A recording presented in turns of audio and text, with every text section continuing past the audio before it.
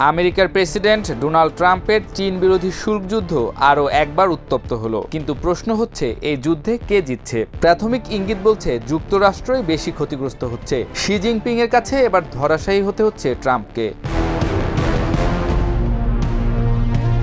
গত ৯ April Trump যুক্তরাষ্ট্রের অন্য প্রধান বাণিজ্য অংশীদারদের উপর আরোপিত শুল্ক স্থগিত করে চীনের পণ্যের উপর শুল্ক বৃদ্ধি করেন। বর্তমানে যুক্তরাষ্ট্রে চীনা পণ্যের উপর গড় শুল্ক ১৪৫%, আর চীন পাল্টা ব্যবস্থা নিয়ে যুক্তরাষ্ট্রের পণ্যে ১২৫% শুল্ক আরোপ করেছে।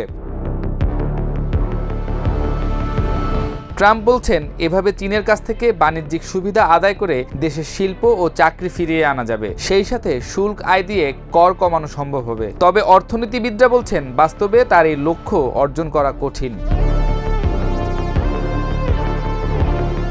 গত সপ্তাহে ট্রাম্প আশার কথা শুনিয়েছিলেন যে শীঘ্রই চীনের সাথে একটা ন্যায্য চুক্তি হবে এবং শুল্ক হ্রাস পাবে, কিন্তু চীনের বাণিজ্য মন্ত্রণালয় জানিয়ে দিয়েছে বর্তমানে দুই দেশের মধ্যে কোনো আলোচনা চলছে না, তবে তারা আলোচনার দরজা খোলা রেখেছে।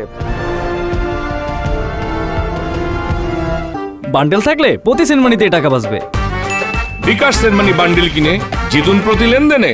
শুল্ক যুদ্ধের ফলে যুক্তরাষ্ট্রের সবচেয়ে বড় কৃষিপণ্য সয়াবিনের রপ্তানি ব্যাপকভাবে কমেছে। মাত্র এক সপ্তাহে চীনের রপ্তানি ৬৭% কমে গেছে। অর্থনীতিবিদরা বলছেন এতে অনেক মার্কিন কৃষক ক্ষতিগ্রস্ত হবেন, কেউ কেউ ব্যবসা গুটিয়েও নিতে পারেন।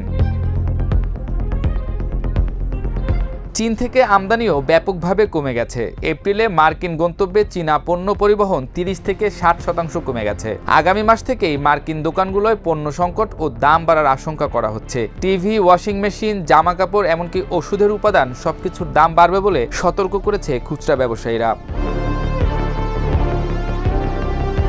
তবে এই শুল্ক যুদ্ধ চীনকেও কিছুটা ধাক্কা দিচ্ছে। গোল্ডম্যান স্যাক্স জানিয়েছে এতে চীনের জিডিপি ২.৪% পর্যন্ত কমে যেতে পারে। তবে চীনের কর্মকর্তারা জানিয়েছেন তারা যুক্তরাষ্ট্রের কৃষিপণ্য ও জ্বালানি ছাড়াই নিজেদের লক্ষ্য অর্জন করতে সক্ষম। ট্রাম্প তার মিত্র দেশগুলোকেও চীনের সাথে সম্পর্ক কমাতে চাপ দিচ্ছেন, কিন্তু ইউরোপ, ব্রিটেন কিংবা জাপান কেউই চীন থেকে ছিটকে যেতে রাজি নয়। ইউরোপিয়ান ইউনিয়ন সাফ জানিয়েছে তারা চীনের সাথে সম্পর্ক ছিন্ন করবে না। রাজনৈতিক দিক থেকে ট্রাম্পের জন্য সময়টা সহজ নয়। নতুন জরিপে দেখা গেছে মার্কিন জনতা মনে করে তার অর্থনৈতিক পদক্ষেপ তাদের ক্ষতিই করছে। রিপাবলিকানদের জন্য এই ক্ষোভ বড় হুমকি হতে পারে সামনের নির্বাচনে।